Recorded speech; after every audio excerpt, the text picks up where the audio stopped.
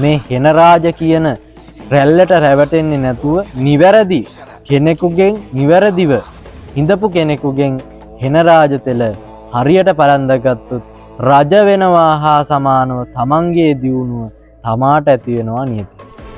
ආයුෂ බොහෝ වේවා. වර්තමාන සමාජය තුළ හැමෝම කතා වෙනවා දැන් මේ තෙල් සම්බන්ධ. තෙල් සම්බන්ධව කතා කරනකොට කතා නොකරම බැරි තෙලක් තමයි මේ මහානුභාව සම්පන්න මහා බලගතු හෙන රාජ තෛලය කියලා කියනවා. මේ හෙන රාජ තෛලයේ වටා විවිධ ප්‍රබන්ධ කතා ගොඩනැගිලා තියෙනවා. හෙන වදින්නේ නැහැ, යම් අවස්ථාවලදී වෙඩි වදින්නේ නැහැ. ඒ වගේ විවිධ ප්‍රබන්ධ කතා ගොඩනැගිලා තියෙනවා. නමුත් අත්දැකීමෙන් අත්දැකපු කෙනෙකු ඉන්නවාද යන්න සැකයක් මතු කරමින් මේ තෙල පිළිබඳවත් කුකුසක් ඇති වෙනවා සමාජය තුළ.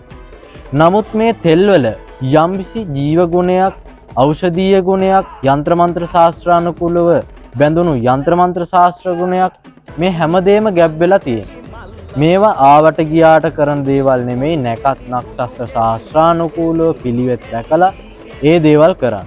එතකොට මේ තෙල සාමාන්‍යයෙන් තෙල් රෝගේ රජ්ජුරුව කිව්වොත් හරි. මොකද තෙල් පිළිබඳ කතා කරනකොට මේ තෙලෙහි තියෙන ಗುಣ, ආකර්ෂණ විකර්ෂණ ಗುಣ ගැන කතා කරනකොට ඒ පිළිබඳ වෙනම වැඩසටහනක් ඔයාලට මම ඉදිරියේදී අරන්.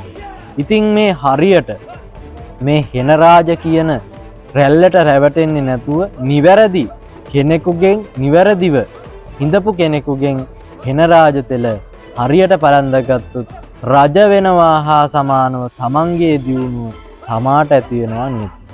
ආයුෂ බොහෝ වේ. මේ හැම හෙල කෙලි යක් ගහටන් කෙලි